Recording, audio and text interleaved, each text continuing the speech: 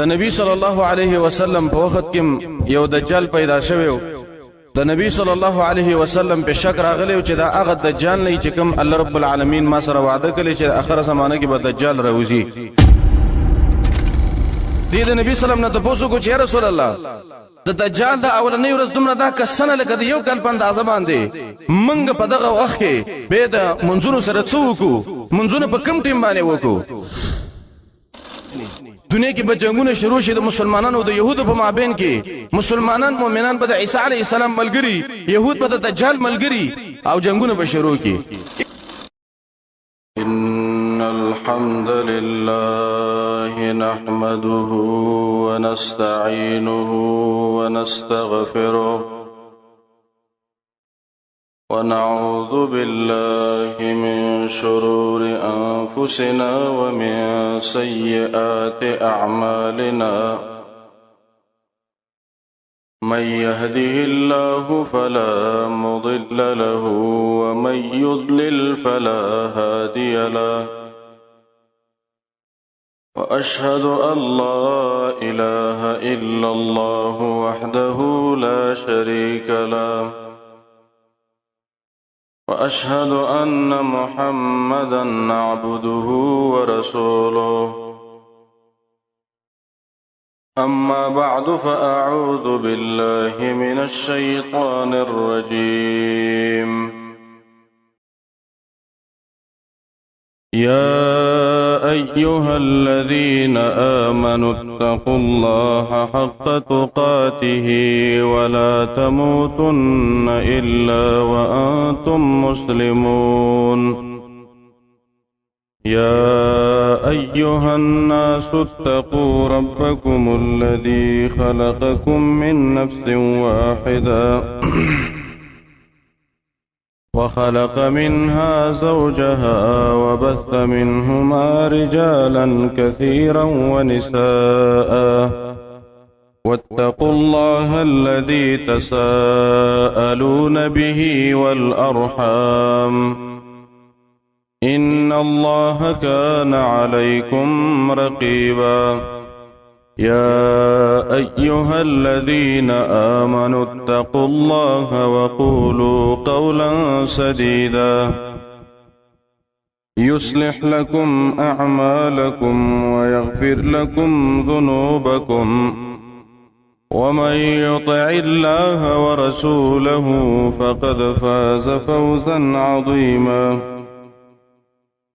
أما بعد فأعوذ بالله من الشيطان الرجيم. هل ينظرون إلا أن تأتيهم الملائكة أو يأتي ربك أو يأتي بعض آيات ربك يوم يأتي بعض آيات ربك لا ينفع نفسا إيمانها لم تكن آمنت من قبل أو كسبت في إيمانها خيرا قل انتظروا إنا منتظرون. ترمو معزز و عزتمند و مسلمانان ورونو، نبی صلی الله علیه وسلم د قیامت بعضې نښې په احادیثو کې ذکر کړي دي چې د قیامت د راتګ د مخکې به دغه نښې موجود شي. یو د هغې نښو نه چې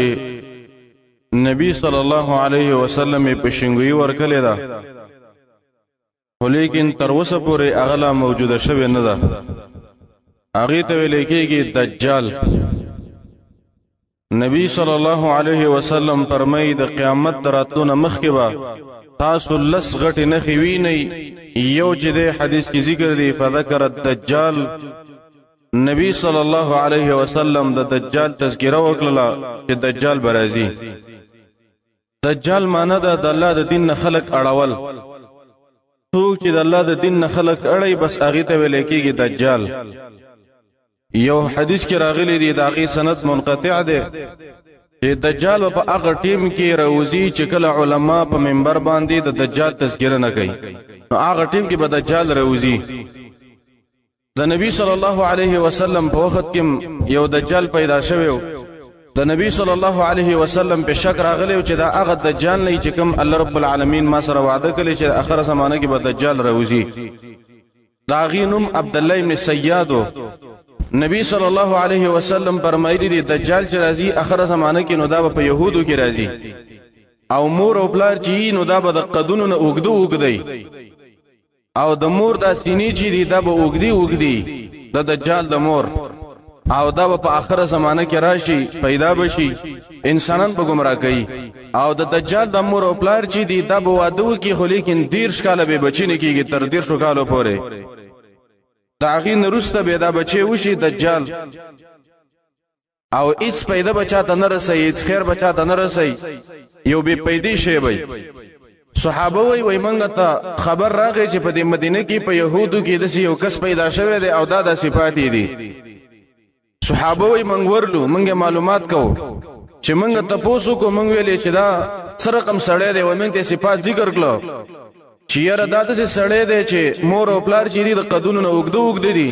مور او پلار چې دی 10 کال د واده کیږي چې بچی نه دي شوی دی اولنې بچی دی 10 کالو نه روستا بے پیدی انسان دی اس پیدا چاته نه رسي نو نبی صلی الله علیه وسلم با چې کله غټ شو عبد الله ابن سیاد نو نبی سلام به کله خپل ورته معلومات به تکو چې ردا هغه دجال دی او کنه نو نبی صلی الله علیه وسلم یو ورځ د عبد الله ابن سیاد دی باغ ته ورغه د معلومات کو حالات معلومول چې ردا هغه دجال دی او کنه نبی صلی الله علیه وسلم دی باغ ته ورته نو دا چې کله باغ ته ورغه نو دا عبد الله ابن سیاد چې دا په خپل باغ کې پروت او په ځان باندې وشړی را چلی و او چې شی د ځان سره زوتول چې شی یادول نبی صلی الله علیه وسلم د سیدونو د سورۃ غاړه ته ور روان او چې ورجی او د دې د حالت معلوم کی جدا څوي د عبد الله ابن سیاد مور چې واغم دلته نبی صلی الله علیه وسلم ولیدو چې داس ما دي زوی په ور روان د حالت معلومي نو غږی په وکړو چې بچي پاتہ محمد را روان دي ست حالت معلومي پاتہ عبد الله ابن سیاد زر را پاتې د وڅ چې ویل هغه بند کړو نبی صلی الله علیه وسلم ویلې چې چرته د مور پرېخه و نو موږ به د حالت معلوم کړي و چې دا څوی حدیث کې راغلی دی نبی صلی الله علیه وسلم یو ورځ د خپل صحابو د ملګرو سره هغه روان شو د لپاره چې ورشي د عبد الله ابن سیاد حالت معلوم کی په دې کې عمر رضی الله عنه مر سره ملګرو چې کله ورل عبد الله ابن سیاد د ملګرو سره لګې دی لوبي کوي نبی صلی الله علیه وسلم دی عبد الله ابن سیاد ته ویلې آیت دا کوي ورکه چې زدا الله رسول ما وې دی عبد الله ابن سیاد ورته ویلې چې اشهد انک رسول الامیین وې زدا کوي ورکوم چې ته د عربو امین رسولي او تاسو رسول نه او دا د کفر خبره ده د کفر عقیده ده چې یو سړی نبی صلی الله علیه وسلم د ټول انسانانو لپاره رسول نه حسابي او د سوي چې د صرف د عربو رسول او د نور انسانانو نه ده نبی صلی الله علیه وسلم فرمایي وای په خواني انبیا چې دی هغه د امت لپاره راغلي دي خو لیکن نبی صلی الله علیه وسلم وایي زه د ټول انسانانو لپاره الله رسول را لګلای ما پته دی عبد الله ابن سیاد د نبی صلی الله علیه وسلم ته پوښتنه کو آیت دا غيو ورکه چې زه د الله رسول ما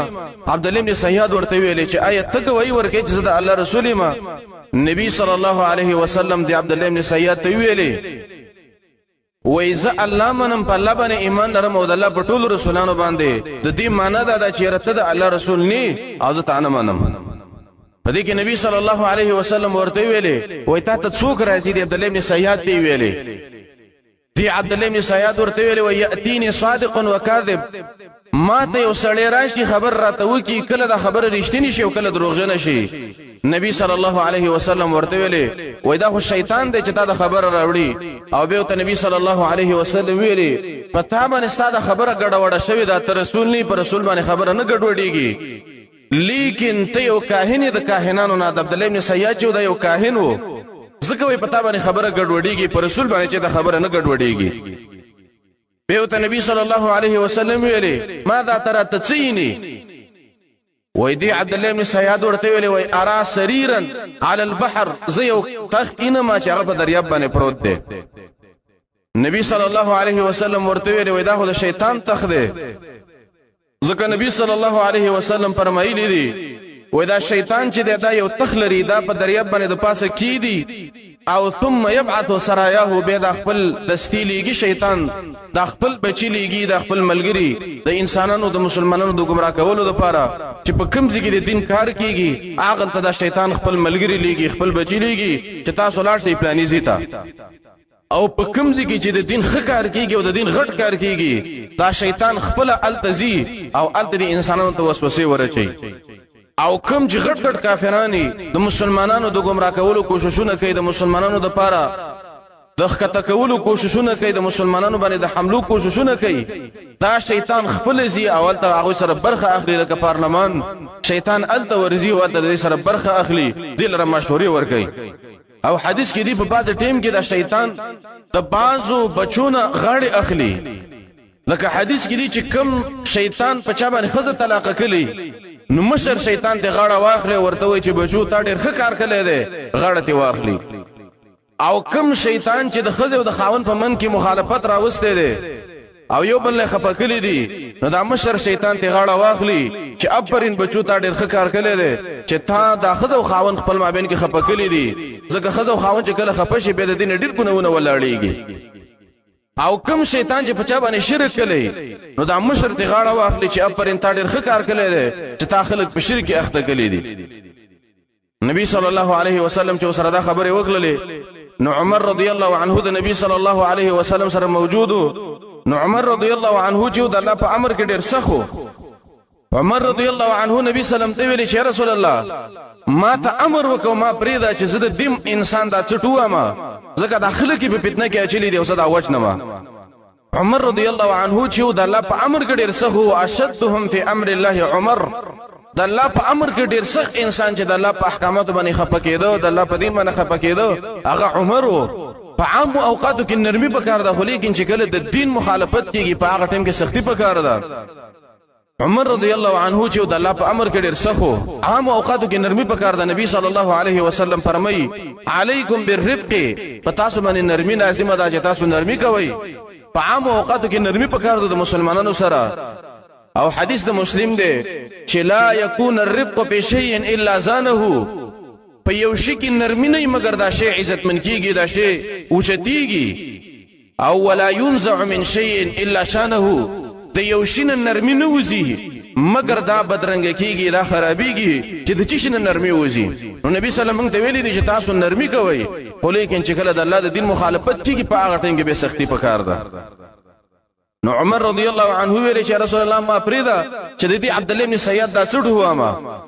نبی صلی الله علیه وسلم ورته ویل صدا کار مکو یا عمر ولی زکا کچیر دا یقیني دجالی نو ته د صاحب نه چې دا قتل کې زکا دجال با عیسی علیه السلام وجنی د عیسی علیه السلام په تور به دجال وجل کیږي او کچیر ته دا دجال نه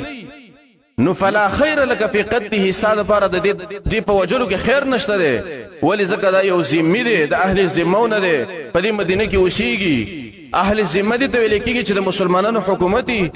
او په هغه کې کافر فنا واخلي وته و چې موږ تاسو لا جزیه درکو خیر د موږ دلته امن راکې موږ بدلته اوسېږو نو نبی صلی الله علیه وسلم ورته ویل چې عمر ته د مو وجنه بل یو حدیث کې راغلی دی عبد الله بن عمر رضی الله عنهما دا یو ځلی په یو کوڅه کې روانو نو عبد الله بن سیاد سره مخامخ شو دا کوڅه او ته بند کړله ایو خبره دی عبد الله بن سیاد ته وکړه عبد الله بن سیاد په دې باندې غوسه شو او وي دومره غوسه شو چې عبد الله بن سیاد و پټ شه دا دومره و پټ شه چې دا کوڅه د سره اډه کړله عبد الله بن عمر رضی الله عنهما تی ویری دا او دا نن وته د حفصه رضی الله عنها کوړه چې کله حالت نو تعقید د پوسو کوي څه دي وای دغه رنګ عبد الله بن سیاد ته یو خبره وکړه هغه غوسه شو و پټ شه دا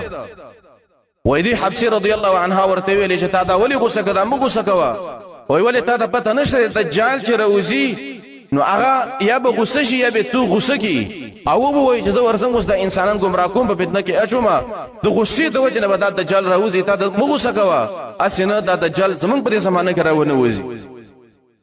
دا عبد الله بن سیاد په مدینه کې اوسېده کله چې واقعه الحرر اله د حرې جنگ راغی حرې دا جنگ چې دا د نبی صلی الله علیه وسلم د وفات وروسته په دې مدینه کې بعضی جنگونه راغلي دي په بادشاهانو باندې نو دا واقعۃ الحره چې د یزید طرف نه د یزید ابن معاویه د طرف نه په مدینه والا باندې یو جنگ په مدینه کې جنگ وکړ چې کله دا جنگ وشو نو ایسته دا عبد الله ابن سیاد د مدینه منوره نه ورک شو نیمه معلوم شو نه ژوندې غالبا علما ذکر کوي چې دا یقیني عبد الله ابن سیاد چې دا دجالو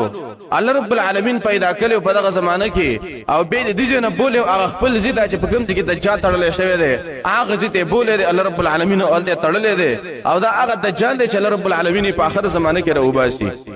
نو په دې زمانه کې الله ولی پیدا کړي علما ذکر کوي د امتحان د وجنه دې د پاره چې دا صحابه او د تابعین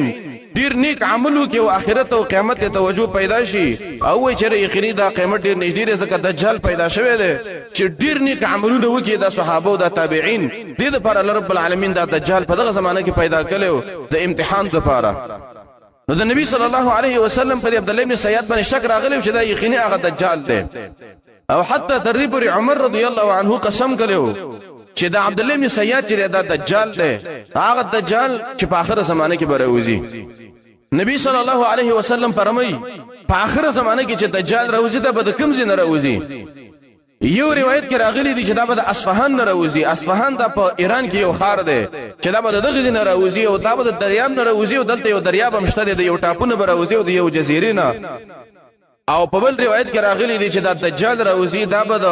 عراق او د شام په مابین کې یو ځای دی دا هغه نه به دجال راوځي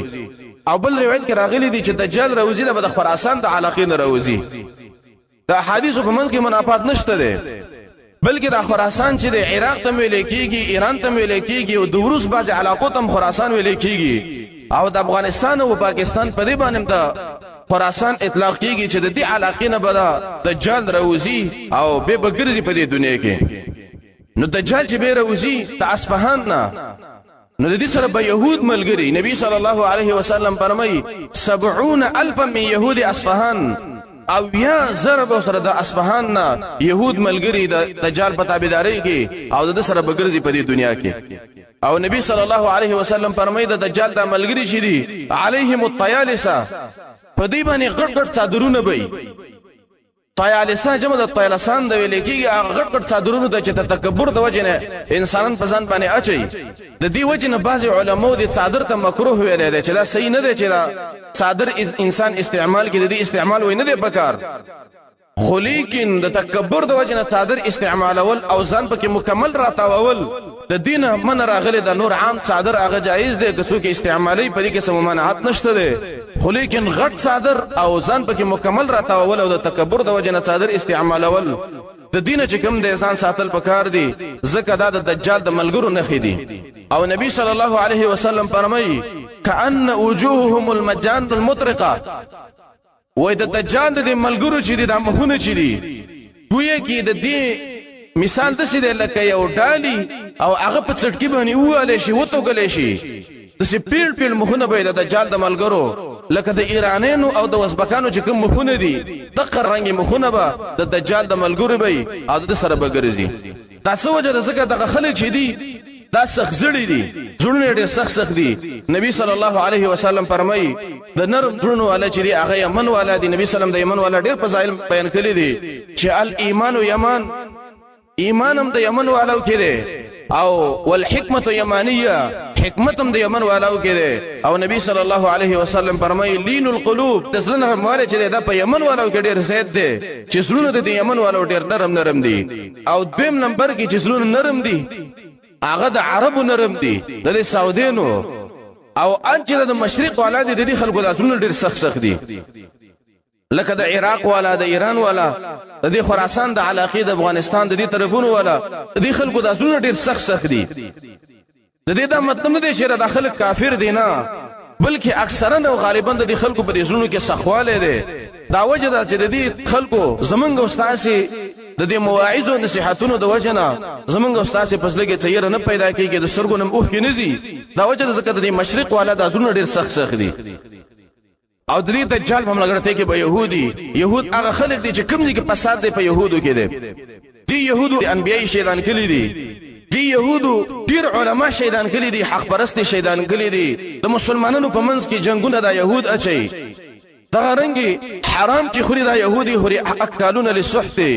حلی چې جوړی دا د يهودي جوړی د يهودو کار دی کتمان حق د حق پټول دا د يهودو کار دی د غرنګي تلبیس حق د حق ګډوډواله دا د يهودو کار دی او دا د يهودو بد صفات با زمون دی امت تمرا نقل شي نبی صلی الله علیه وسلم فرمایلیو لتتبعن سنن من كان قبلكم پدې يهودو نصاراو کې چې دا کوم بد صفات دی نبی صلی الله علیه وسلم فرمایدا بس با پدې امت کې راشي تر دې پورې چې په يهودو کې یو کسي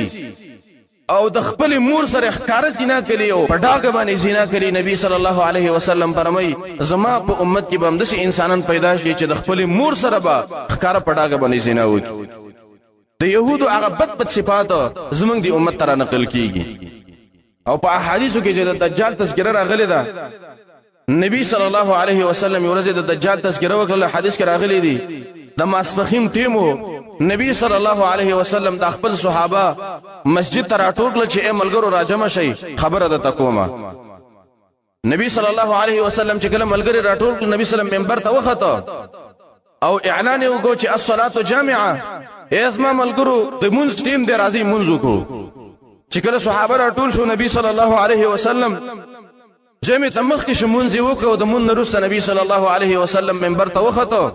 او به دې ملګرو ته ویلي په منبر باندې کېناسته بیان چې دا پناسته باندې کېږي په ولاړه باندې نبی سلام په ولاړم کړي دې پناسته هم کړي دې ارچ خطبه ده په ولاړه باندې راغلي ده او تقریر چې دا ارچ خوخه ده په ولاړه کې پناسته کوي وای نبی صلی الله علیه وسلم دې ملګرو ته ویلي چې ازما ملګرو تاسو چې ما نن را جمع کړی وای ما جمعتکم لرغبه ولا لرهبه اسما ملګرو تاسو ما دې لپاره نیو راجمع کړی چې مال تقسیمیږي او د مال لپاره ما تاسو راجمع کړی وای ولا لرهبه او اسما ملګرو تاسو ما دې لپاره نیو راجمع کړی چې یو دشمن نه په موږ باندې حمله کوي او هغه د تیارې کو دې لپاره ما تاسو نیو راجمع کړی لیکن تاسو ما دې خبره لپاره راجمع کړی وای چې هغه ډېر خوشاله کړی ما به ویل دا تمیم داری چې رضی الله عنه دا مخکې نصرانی وس اسلام راوړی دی دما ته واقعا بیان کړی دا او بعینه زما د هغه حدیث سره مطابقه ده او مطابقت سره خوري چې تاسو ته ما بیان کړی دی بعینه دا هغه سره مطابقت خوري تمیم داری رضی الله عنه وی چې مونږه څکسانو او د تجارت لپاره تلیو د مسلمانانو نه څکسانو په تجارت په نیت باندې وتلیو تمیم داری رضی الله عنه وی مونږ په یو کشته کې سوار شو د دریاب کې روانو مظلم کو په مونږ باندې د دریاب چپیر आले او دومره سخت چپیر आले چې د ازمن کشته په یو بل طرف باندې روانه کړله په دې کشته کې مونږ روانو ډیر مزل په دې کشته کې مونږ وکړو وای تر دې پورې چې مونږ یوې جزیره ته ورسېدلو چې الته یو ټاپو وای الته مونږ دا کشته ودروله او مونږ په دې غاړه باندې روان شولو په دې دشت او په شړه باندې مونږ روان شو وای چې کله مونږ روان شو په دغه ځای کې مونږ یو حیوان ولیدو وای د یو حیوان چې پاغي باندې ډیر اخته ولاړو وای هغه خبرې مکولې وای مونږ ورته ویلې ته څوک وای مونږ ته ویلې چې انا الجساسه زی و جاسوس ما حالت معلومه ما زی جاسوس ما وای مونږ ته پوښتنه کول خو لیکن مونږ ته ویلې چې تاسو سره خبرې نکوم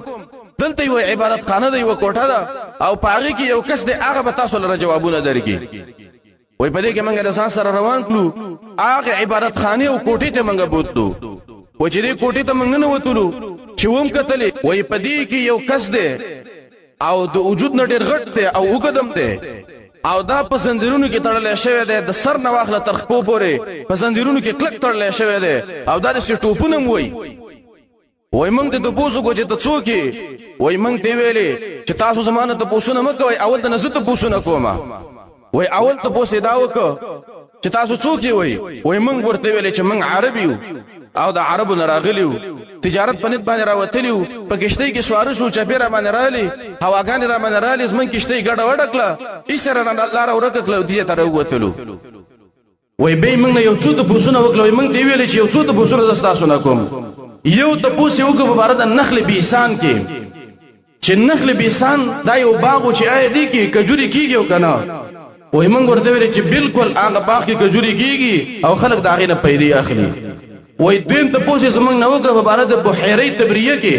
چې دا یو نهر او چې آی دی کې وبشتو کنه وای موږ ورته ویل بالکل باغی کې وبشته ده او په باغی کې روان دي وای دریم ته پوسې زمونږ نو په بار د نهر زوغر کې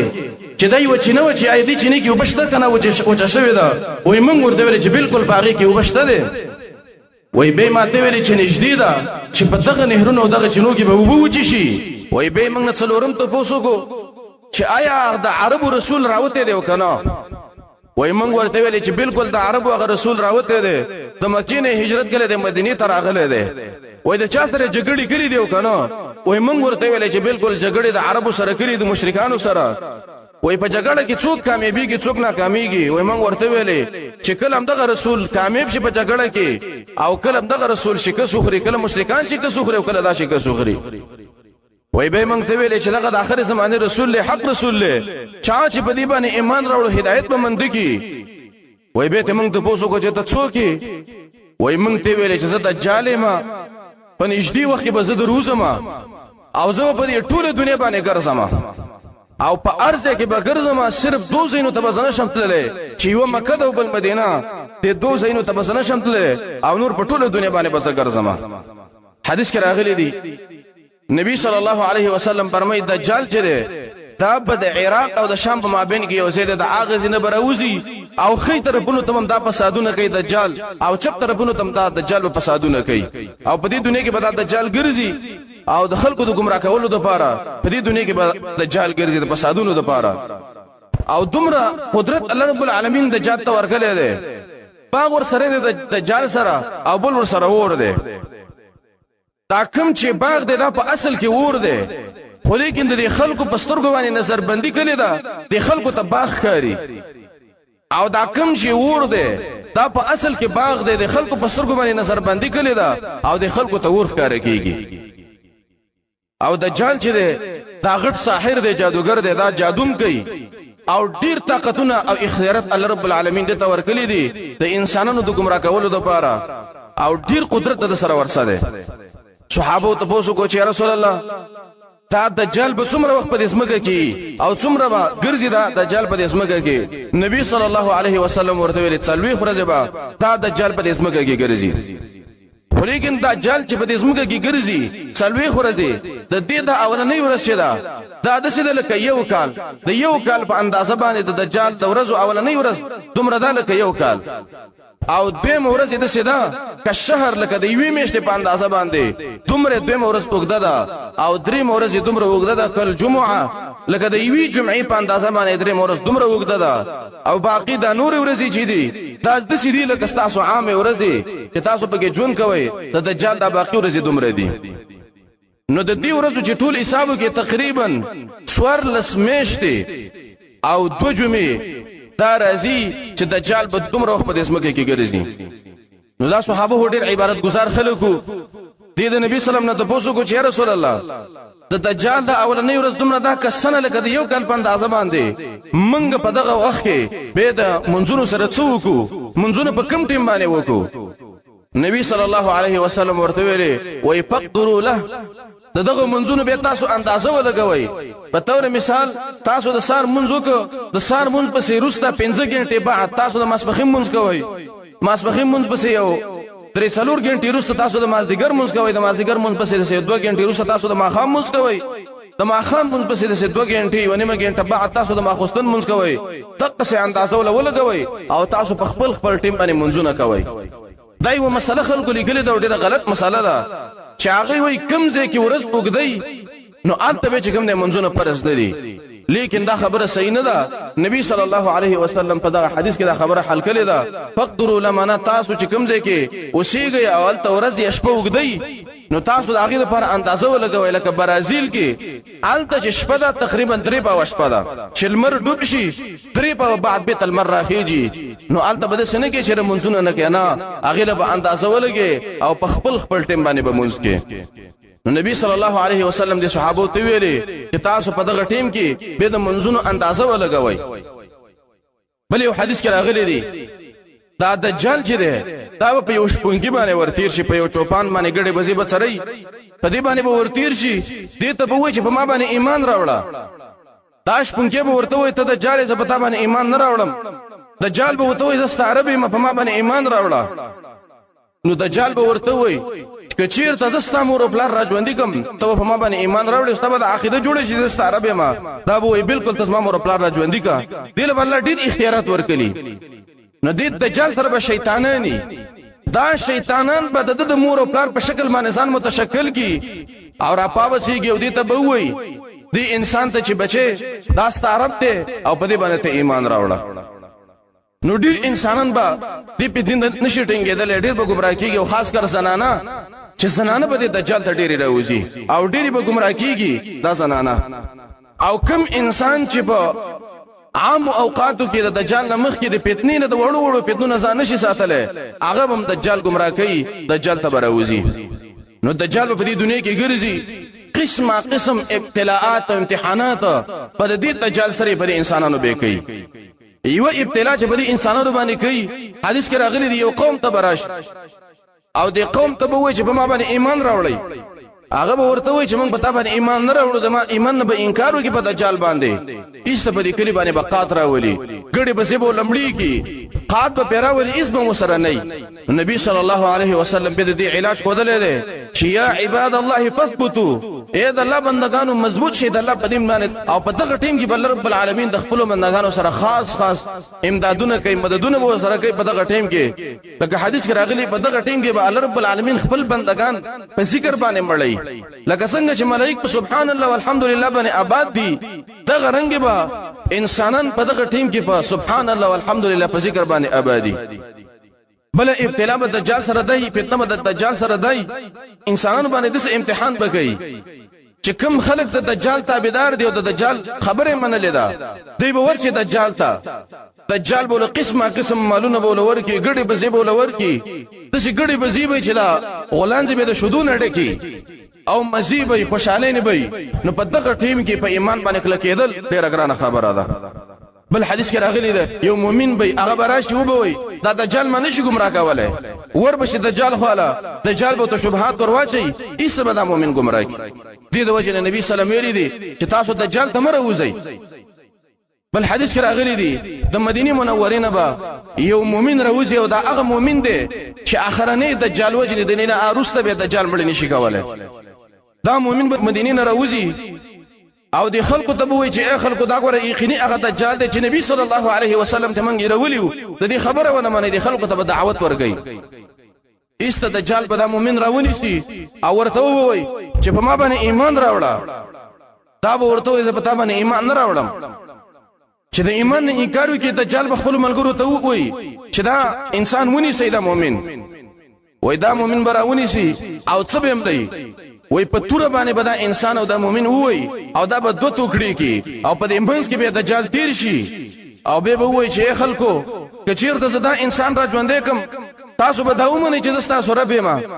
دا انسان به ورته وای بالکل کدا را ژوندې کم ته منو چې تاسو مونږ رب.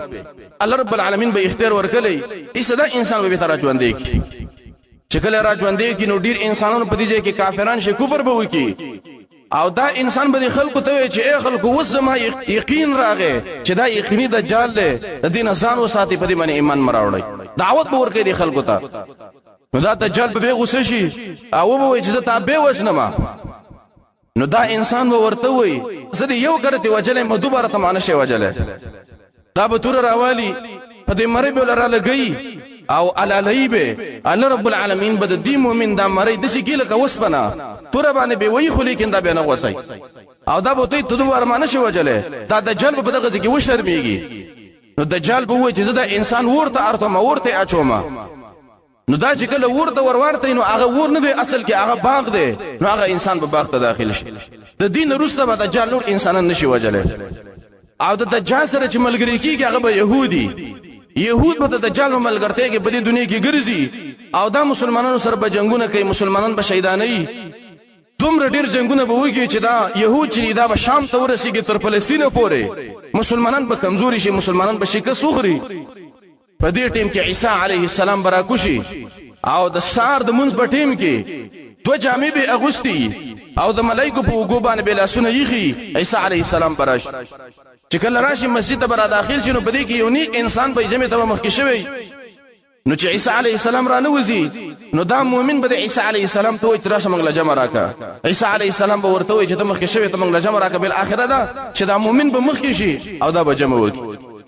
نو دا غي نورسته به عیسی علیه السلام سره د مؤمنانو ملګرو په دې دنیا کې ګرځي او د دجال د ملګری به وجني، دجال به وجني. حدیث کې راغلی دی کله چې عیسی علیه السلام راکوشي دا دجال به ولي کیږي ځکه دجال ته پته ده چې د عیسی علیه السلام به وژني دنیا کې به جنگونه شروع شي د مسلمانانو او د يهودو په مابین کې مسلمانان مؤمنان به د عیسی علیه السلام ملګری يهود به د دجال ملګری او جنگونه به شروع کی عیسی د يهود په شکست خوري په ارزه کې دا يهودین به وژني تر دې پورې حدیث د مسلم کې راغلی دی چې ارونه او دا ګټه دا به आवाज کوي چې اے مسلمانه یا عبد الله یا مسلم تعال هذا يهودي خلفي اے مسلمانه اے د الله بندراشه دا يهودي زما سوري ته پټ شوی دی زما شاته پټ شوی دی او را شمړې کا نو دا مسلمانان به ورزي او دا يهودين به وجني دا ګټي بوټي دا به आवाजونه کوي حدیث کې راغلي دي چې ونه ده چې هغه ته د غرقت ونه ویل کیږي دا به आवाज نه کوي چې را د دینه يهودي پټ شوی دی چې راشه مسلمان دا د يهودي د ملک دا د غرقت ونه به आवाज نشي کولای نور ټولي ونه به आवाज کوي خو لیکن د غرقت ونه به आवाज نه کوي د يهودو ملګری ده او وسو يهود چې په فلسطین کې د غرقت ونه ډیر نه لای ځکه دیو ته پته ده چې موږ به د مسلمانانو سره جګړه راځي او موږ به د دې سورو ته پټیږو نو په دې ټیم کې به يهود شکست وخوري عیسی علیه السلام به دجال ته ورسیږي حدیث کې راغلی دی نبی سلام فرمایي چې دجال چې دی عیسی علیه السلام یې نه وژني ام په خپل مرګ باندې بدام مړ شي ځکه د عیسی علیه السلام نه بدا ایریږي خو لیکن دا وعده شوی ده چې دجال چې وجل کیږي هغه به د عیسی علیه السلام په تور باندې وجل کیږي عیسی علیه السلام په تور باندې بدا دجال وي او یې بدام بردار شي مړ بشي دا غي نرسته به عیسی علیه السلام په دې اسمکه کې وکاله بچای کوي بل حدیث کې راغلی دی چې څلويخ کاله به عیسی علیه السلام په دې اسمکه باندې به بچای کوي او د یو خیسته امن او امان او خیسته حکومت به عیسی علیه السلام چې په هغه کې به دومره انعامات دي چې د وی چلې په شودو باندې به بس قبيله مړیږي انار به دومره غټه لکه د مسجد په اندازه باندې دومره غټ انار به قسم انعامات به په هغه ټیم کې یو خیسته حکومت د مسلمانانو به الله رب العالمین راولي نو دا د دجال هغه حالات دي چې اخر زمانه کې به دجال راوځي نبی صلی الله علیه وسلم موږ ته ویلي دي د نبی صلی الله قانون دا چې د ارمن اخرت به د دجال نه پناه غوښتله اللهم اني اعوذ بك من عذاب القبر واعوذ بك من فتنه المسيح الدجال نبی صلی الله علیه وسلم به د دجال نه پناه غوښتله ځکه دا یو فتنه ده په کوم ټیم کې چرشنو دا پته نه لګي چې د چا اسلام په پاتې کېږي او د چا اسلام به خرابېږي او نبی صلی الله علیه وسلم ویلي دي چې تاسو دجال ته مو روزئ نو پکار دا چې مؤمنان مسلمانان دجال په پیژني او د دجال نه ځان بچ کی د دجال د پیژنې چې انسان بچ کیږي هغه په سورۃ الکهف ویلو باندې بچ کیږي چې کله انسان سورۃ الکهف خصوصا دا اولنی لس آیاتونه دا چې کله د چا په یادو ایزدی او دا بار وي د انسان په دجال د پیژنې نه بچ کیږي نو دجال چې دا یقیني راتلون کړي دا برازي او دا وس په زنجیرونو باندې تړل شوی دی قیامت ته نږدې به دا رایله شي وسب شي او رایله بشي او دا انسانانو باندې بګرځي مسلمانان به وجني مسلمانان به شهیداني قسم ابتلاعات به چې په مسلمانانو به کوي منګو تاسو له پکار دا چې دجال او پیجنو